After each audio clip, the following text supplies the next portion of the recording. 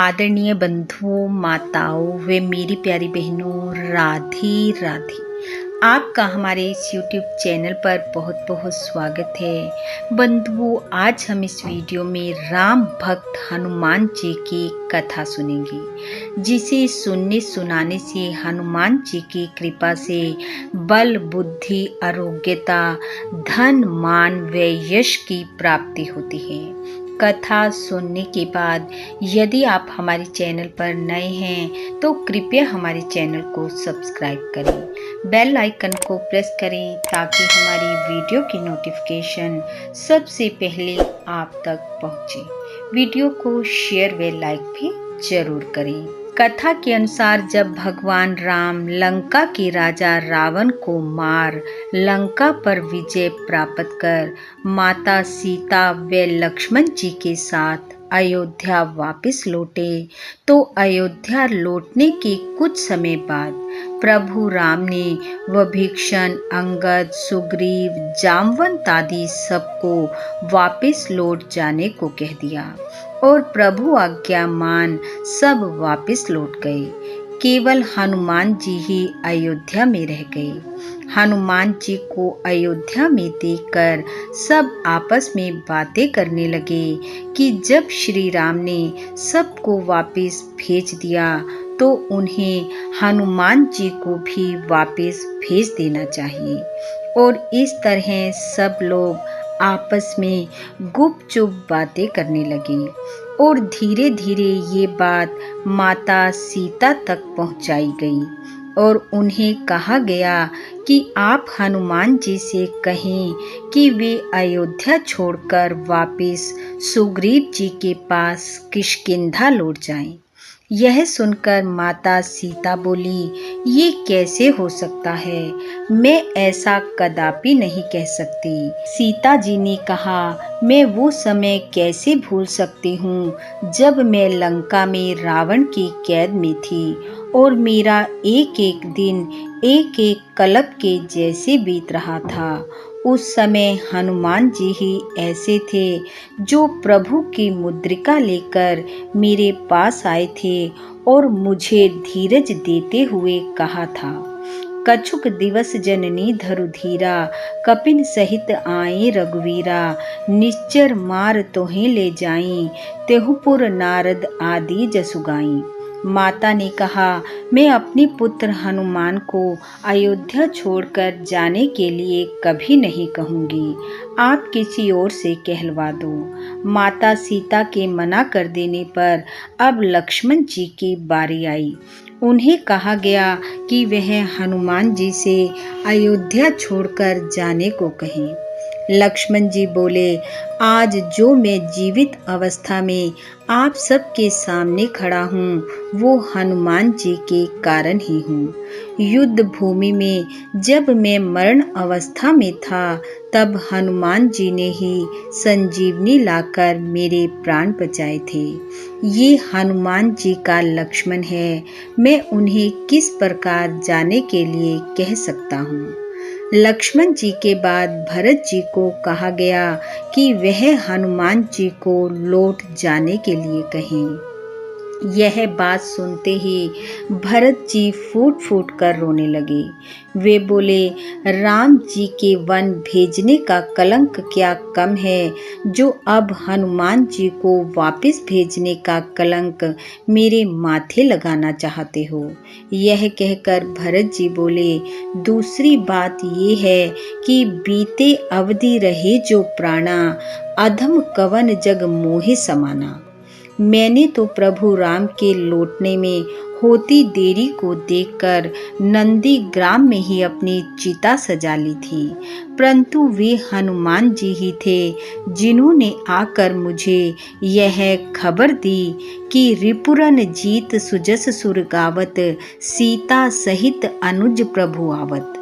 इसलिए मैं उन्हें अयोध्या छोड़कर जाने के लिए कदापि नहीं कहूँगा। आप किसी और से कहलवा दो।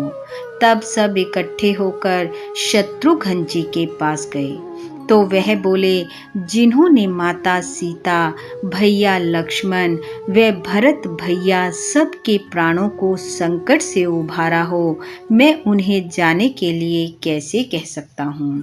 कोई अच्छा कार्य मुझसे करवाते तो मैं अवश्य कर देता, लेकिन ये कार्य मैं कदापि नहीं करूँगा।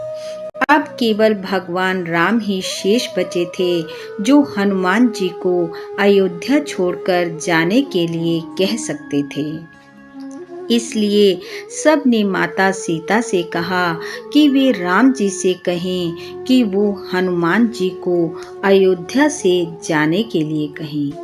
सबकी बात सुनकर जब माता ने भगवान राम से कहा तो वे बोले, देवी, मैं हनुमान जी का कर्जदार हूँ और जो कर्ज हनुमान ने मुझ पर चढ़ाया है उसे उतारना इतना आसान नहीं है। इतनी सामर्थ्य राम में नहीं है। प्रभु बोले, देवी, कर्जा उतारना भी तो बराबरी का ही पड़ेगा ना। सीता जी बोली, प्रभु वो कैसे? तब राम जी ने कहा, यदि आप सुनना चाहती हैं तो सुनो। पहले हनुमान विवाह करें, लंकेश हरे इनकी जब नारी, मुद्री ले रघुनाथ चले, निज पौरुष लाग अगम्य जेवारी। आय कहे सुधि सोच हरे, तन से मन से होई जाए उपकारी। तब रघुनाथ चुकाए सके, ऐसे हनुमान की दिव्य उधारी। प्रभु बोले, देवी, हनुमान जी की उधारी चुकाना इतना आसान नहीं है। मैंने ये शब्द ऐसे ही नहीं बोले थे। सुन सुत तोहे उरन में नाही। मैंने बहुत सोच समझ कर बोला था। यदि फिर भी आप कहती हैं तो मैं कल सभा में हनुमान जी के समक्ष प्रस्ताव रखूंगा कि वो मुझसे कोई पद मांग लें, और यदि उन्होंने कोई पद मुझसे मांग लिया तो मैं उनके कर्ज से उऋण हो जाऊंगा और उनसे जाने के लिए कह दूंगा। सीता जी ने कहा, ठीक है। अगले दिन सब सभा में इकट्ठे हुए। सब यह जानने को उत्सुक थे कि राम जी क्या कहेंगे, हनुमान जी उनसे किस पद की मांग करेंगे। हनुमान जी जब दरबार में आए तो राम जी बोले, हनुमान देखो, सब ने युद्ध में मेरी सहायता की और उसके बदले मैंने सबको कुछ न कुछ पद दिया। जैसे विभीषण जी को लंका का राजा, सुग्रीव को किष्किंधा का राज, अंगद को युवराज का पद, अतः मैं तुम्हें भी कोई न कोई पद देना चाहता हूँ। तुम्हारी जो इच्छा हो मांग लो।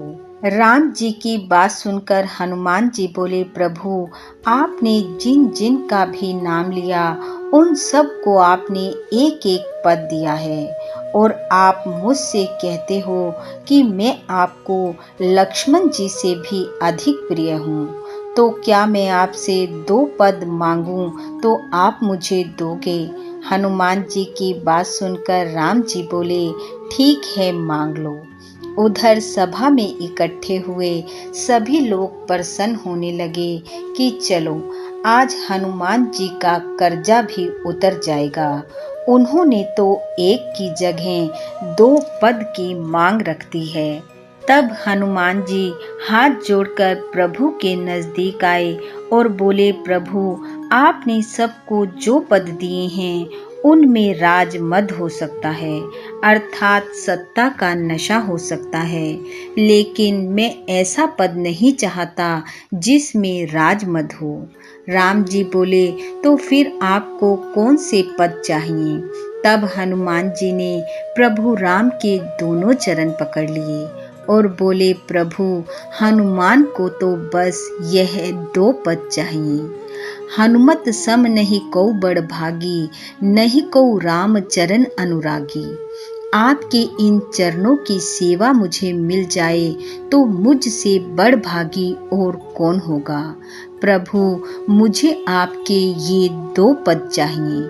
और ऐसा कहकर हनुमान जी ने अपने नेत्रों से निकलते हुए अश्रुओं से प्रभु चरणों को धो दिया और पूरी सभा प्रभु राम व हनुमान जी के जयकारों से गूंज उठी। बोलो सियापति रामचंद्र जी की जय, पवन सुत हनुमान जी की जय। बंधुओं, भगवान श्री राम व पवन पुत्र हनुमान जी की कृपा आप व आपके परिवार पर सदैव बनी रहे। आपका घर आंगन खुशियों से महकता रहे। इन्हीं शुभकामनाओं के साथ आप सबका बहुत बहुत धन्यवाद। राधे राधे।